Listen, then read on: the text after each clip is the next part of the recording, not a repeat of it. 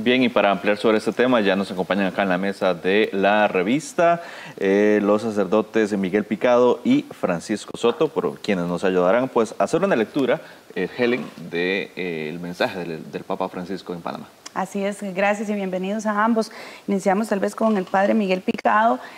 Decíamos en un inicio el primer mensaje que dio el día de ayer el Papa Francisco a los jóvenes, muy revelador sobre no hay que hacer cambios que sean diferentes o que sea algo divertido para atraer a los jóvenes a la iglesia, sino más bien aumentar, inculcar más su fe, tal vez desglosar un poco ese primer mensaje, padre Picado. Usted, Helen, hace una buena introducción, porque es muy interesante que no es como un discurso populista, así como facilón, sino que más bien es como exigente, en la misma línea de lo que le dijo a los obispos. Conviene mezclar los dos, porque les habló de la kenosis, es decir, del vaciamiento interior que tiene que hacer cada persona, vaciarse de sí mismo para que se pueda llenar de Cristo. Eso es lo menos populista que puede haber, porque exige un cambio muy riguroso. Entonces esa es la línea del Papa. Yo no vi un Papa como tratando de ser popular, de caerle bien a todo el mundo, no nada. Y entrando en el mensaje central a los jóvenes, es como la propuesta de un nuevo Pentecostés, diferencias legítimas, válidas, humanas. No lo dijo, pero es lo que está en el fondo, creadas por Dios. Y entonces hizo referencia casi al comienzo a minorías de jóvenes indígenas, minorías de jóvenes de origen africano, presentes en nuestro continente. Lo que me recordó, tal vez Francisco, el padre, me puede ayudar, aquella teología negra, donde dice que Dios es negro. ¿Por qué Dios es negro? Porque Dios hizo a los negros.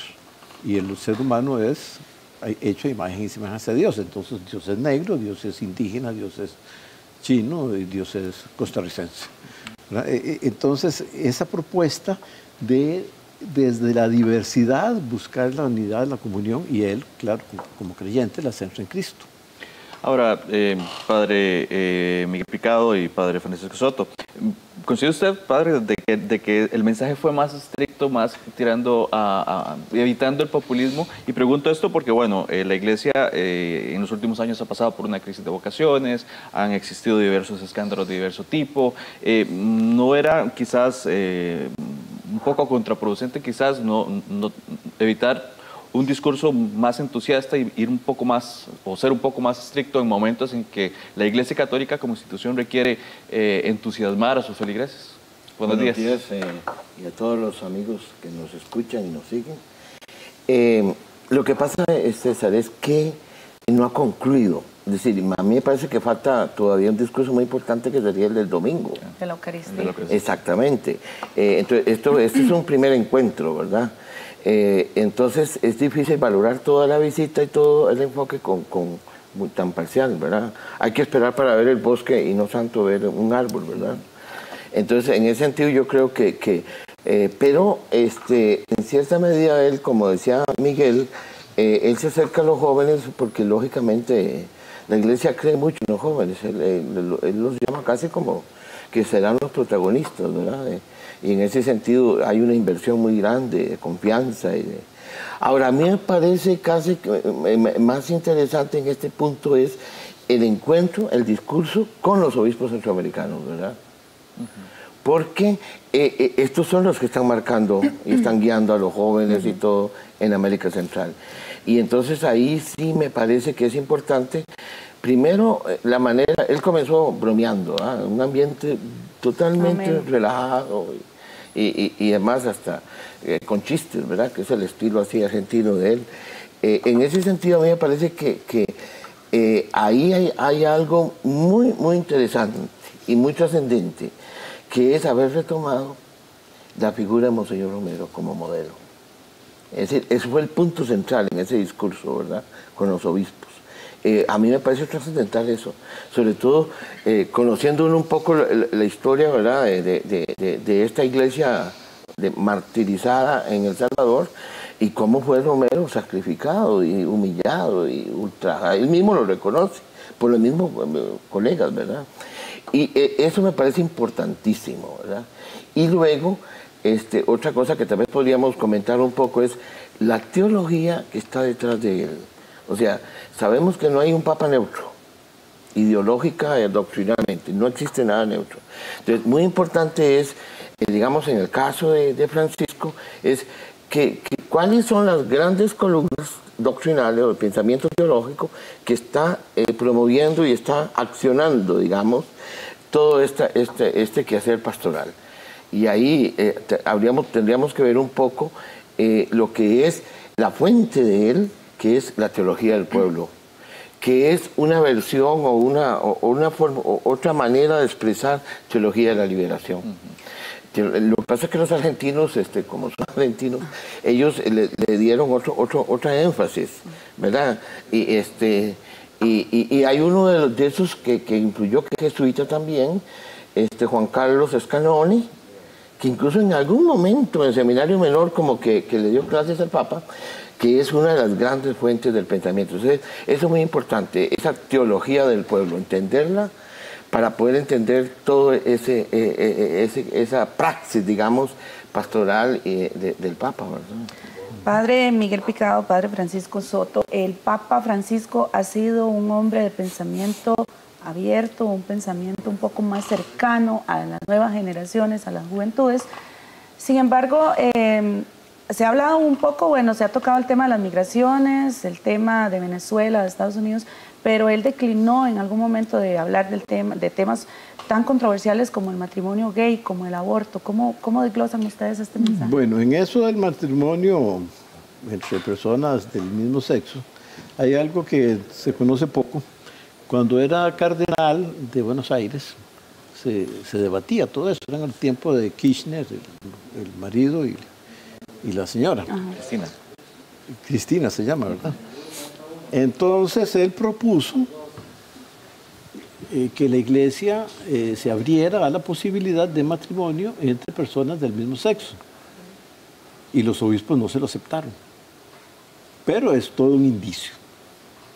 Igualmente, la mayoría de la iglesia no le aceptó que las personas que se casaron y que se tuvieron que divorciar por razones las que sean, puedan tener acceso a la comunión, sobre todo la parte no culpable, ¿verdad? Porque a veces los dos tienen la culpa y a veces solo uno. Entonces, una persona, yo tengo casi 40 años de ser presbítero, uno conoce situaciones en que uno mismo recomienda, divórciese, mi hijita, porque la están matando psicológicamente. Para no hablar de otras muertes, ¿verdad?, que también ocurren. Entonces, es necesario que ella se divorcie. ¿Pero por qué le vamos a impedir la comunión? Se casó otra vez, claro, qué dicha. Necesita alguien que la quiera. Entonces, ¿cómo castigar el amor? Entonces, el Papa, sí, eso sí lo vio, el Papa Francisco, y la gran mayoría de los obispos mundiales no lo acompañó en ese punto. Es decir, es un tema que pues se puede conocer ya por antecedentes que tiene esas diversas posiciones, pero que a nivel eclesiástico es mejor no tocar o no llegar muy de fondo porque ya sabe que no tiene apoyo. Sí, por primera vez en yo no sé cuántos siglos, Francisco que me ayude porque los dos nos gusta mucho la historia de la iglesia, tenemos un papa que está a la vanguardia de la iglesia. Lo normal son papas más bien que están así como controlando y no se me vaya muy largo y cuidado con la ortodoxia y no se me haga herético. No, él está más bien más avanzado. Eso es lo que lo hace tan interesante. Es como el papa de los ateos también, de los que no son creyentes. Digo el papa de ellos porque lo siguen con atención. Así es. Padre Francisco. Bueno, sobre esto hay algo importante que hay que tomar en cuenta. El Papa, ustedes saben que un Papa siempre crea magisterio, es decir, enseñanza, doctrina. Normalmente a través de documentos que tienen distintas categorías, ¿verdad? Encíclicas, decretos, en fin, de distintas maneras. Pero este Papa ha introducido algo muy lindo, muy nuevo, que es generar un magisterio, no es digamos, de la parte teórica, ¿sí? Sino es de una praxis. Entonces, por ejemplo, él nunca va a sacar una carta encíclica, un documento, nada sobre el matrimonio gay o los divorciados y vueltos a casar. Pero sí, a nivel personal, se da el lujo, por ejemplo, en un avión, regresando de la otra jornada de la juventud de Brasil, dice, por ejemplo, ¿quién soy yo para censurar a un gay, ¿verdad? A una pareja? Eso no está poniéndolo por escrito, pero está me explico. Entonces yo diría que está generando un magisterio pragmático, de praxis, muy lindo, y que le ha resultado en cierta medida.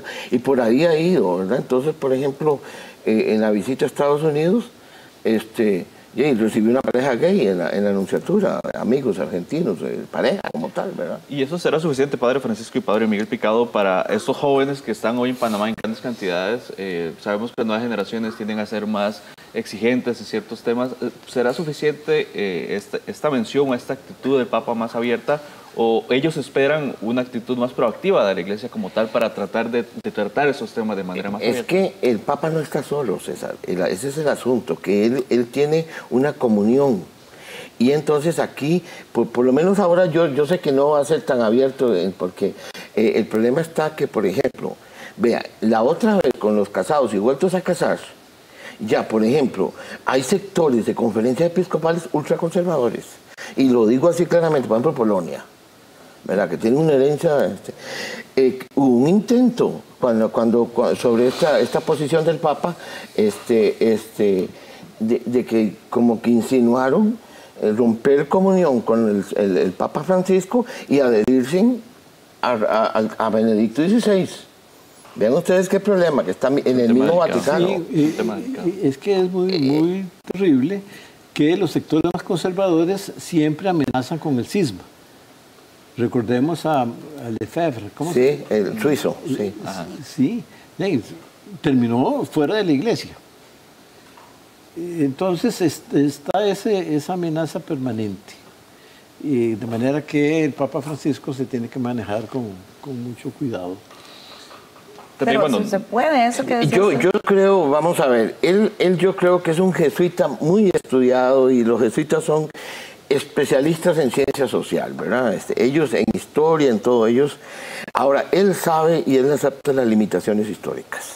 Él sabe que él no va a cambiar doctrina, digamos, en materia así de sexualidad y mucho. Pero él está, sobre todo, generando un ambiente. Por eso es lindo ese encuentro con los obispos siempre que lo hace. Él tiene primero que crear un ambiente, digamos, de comunión realmente, que no lo tiene en este momento. Es decir, es como llegar a una asamblea legislativa y poner de acuerdo a todo el mundo y todo sobre esta línea en Costa Rica del protocolo del aborto y no sé qué. Ya se manifiestan, vean, por ejemplo. Entonces, igual así en la iglesia. Y en ese sentido yo creo que él está sensibilizando. Hay conferencias más avanzadas que él. Y concretamente la Conferencia Episcopal Alemana. O sea, el presidente, que es de apellido Marx, de Baviera, cardenal Marx, Marx abiertamente en Alemania lo dice. Yo no estoy de acuerdo que se le exija celibato a todo el clero, no, el presidente. Pero jamás en otras conferencias entonces él tiene que manejar todo eso con esa prudencia, ¿verdad? Ya se nos acaba el tiempo, tal vez muy rápidamente, el tema de la migración. ¿Podremos esperar un discurso más fuerte en el tema de migración, justamente por toda la crisis que tenemos a nivel latinoamericano sobre este tema? Ya él lo mencionó, podríamos sí, lo ha esperar mencionado varias veces en otras intervenciones, lo tiene como un problema muy vivo. Yo quisiera que lo hiciera, ¿verdad? Porque este horror que hemos presenciado de miles de centroamericanos caminando en el desamparo, atravesando México, que es tan enorme, tan largo, para llegar a los Estados Unidos, donde posiblemente los rechazan, es algo horrible. Es decir, es inhumano.